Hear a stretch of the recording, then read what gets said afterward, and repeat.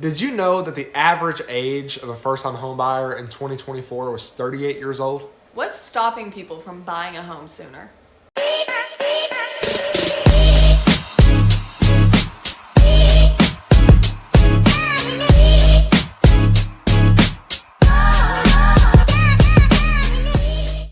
everybody, welcome back. So you want to know what's stopping people from buying a home sooner than 38 years old? Well, the number one reason that we hear most of the time is affordability. So a lot of people are saying, hey, renting's cheaper than buying, or buying just seems way out into the future, and that doesn't necessarily have to be true. You know, it's 2025, people look around and everything's expensive. So people automatically just say, you know, home prices are too expensive, the rates are too high, I can't afford to buy a house. Yes, the home prices are expensive, but when we look at the average rent in Lexington, it's sitting around $1,500. And that's for, the $1,500 would be for a 2-bed to 3-bed apartment. So we ran the numbers and we found for the average budget of a first-time home buyer would be around $200,000. So if we put $200,000 into a mortgage calculator for an FHA loan, which is what most of our first-time home buyers end up using, with a 3.5% down payment, including the down payment assistance that first-time home buyers get, your mortgage payment is actually sitting around $1,500. So that's actually pretty close to what the average rent is in Lexington, right? So if you say, hey, renting is cheaper than buying, let's say that it is cheaper than buying, okay? So let's say it's really $1,400, and it's just $100 less than what a loan would be on a house. At the end of the day, you own that home. So we figured out, even in our own instance, right? So our house, the equity we've gained is still more than what we would get from paying somebody else to live in an apartment, right? So with a house, you can do basically whatever you want with it. An apartment, you're kind of stuck to what the rules and regulations are of that landlord. Yeah, you can do so much more with a home, and when it's the same price, you're just thinking in your head, like, why not buy when you can get so much more out of a home than you can in an apartment paying a landlord? So that kind of goes in to our next reason of why you need to buy, and that's just stop paying your landlord to live somewhere and start paying yourself to live somewhere. So like I said, in our own instance, you know, we are making money from paying our monthly payment on our house. So like, yeah, we have insurance and we have taxes and all that stuff, but at the end of the day, we actually broke down the numbers. We have gained almost $600 every single month in equity from living in our house. You can't pay a landlord and do that. You're paying that landlord $1,400 or $1,500 a month, and you're never going to see that money ever again. No. And the reason we got that number, it sounds crazy, $600 a month. So we bought our house in 2021, and today we can sell it for $75,000, or about $75,000 more than what we bought it for. So over the course of 4 years, because it's actually 4 years exact, it was February 21.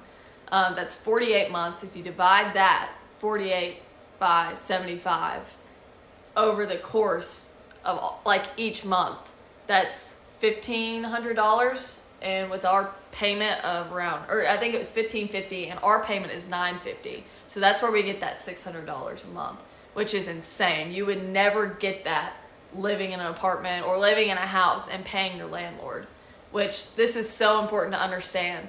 Like the power of home ownership and gaining equity, like that is money always going back into your pocket. And real estate, no matter what you do, you ask anybody, when you get into real estate, investing, home ownership, or even what we do, it's a long game. It takes time, and time is your friend in home ownership. You can gain so much equity if you just go ahead and decide, hey, I want to buy. And then over the years, you just reap the benefits. So those benefits are so much better than paying that landlord. So investors, let's take real estate investors, for instance. They understand that people need housing. And they understand that a lot of people don't know that homeownership is really just right there in your grasp. It might seem scary, but at the same time, it's like she said, it's a long game. So yes, our monthly payment is a little bit lower than most people's nowadays. The average monthly payment on a loan for a house is about $1,500, and that doesn't mean that you can't still gain equity, or that $1,500 payment might seem like a lot. But let's take the stat that we opened up with, that the average first-time home buyer is 38 years old. So most people leave the house at around 18 years old, whether they go to college or they join the workforce and do something else. Let's say that at 18 years old, you decided, hey, I'm going to fit that stat and I'm going to wait 20 years. The research that we found is that back in 2005, an average home of 3-bed, 2-bath is it costs about $98,000 to $120,000. That same house that I found this morning sold last year for $285,000. Yeah. That house sold for $85,000 in 2005. So that means in just that 25 years, that house, that same exact house, cost $200,000 more. If that original owner stayed in that house, they had $200,000 in equity. So imagine with this economy that we're in, that you say, hey, I'm going to wait 20 years. Yeah. See, that's the whole thing. A lot of people, they wait to save money, but the longer you wait, the more money that you miss out on. And that kind of bridges us into the next reason we think that you should buy, and we encourage people to buy as soon as they can, is you really need to look at home ownership from the perspective of a real estate investor, like we were just talking about. A real estate investor, anytime they go and look at a property, they always think, how much money can this make me? So I know we've touched on it in some of our other videos, but I really do like to stress, when you become a homeowner and you buy your first home, you become a real estate investor. And if you look at buying a home from an investor's perspective, like let's just take the first example, and where over a 20-year period, you would have gained that $20,000 in equity, or $200,000 in equity. There we go, more like it. So if you decided to buy early, and let's say you sit on that house for the whole 20 years, and at the end of that, when you're 38, you decide, hey, I'm going to move into another bigger, nicer house, whatever. You are now pretty much just cashing out your check for equity, and at that closing table, you're going to get $200,000 back. Now that sets you apart from, if that happened to me, that would set me apart from almost everybody I know. Who can say that? So at that point, and I think in this economy, when you're looking at the values being the same for renting or owning, you're sitting around $1,500.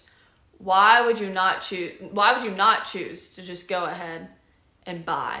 And I think at that point, it's really just boils down to two things: where you're living, so you're either living in a rental or in a home that you own, and who you're paying. You're either paying a mortgage, or you're paying rent to a landlord. And when you're paying your mortgage, you're really just paying yourself.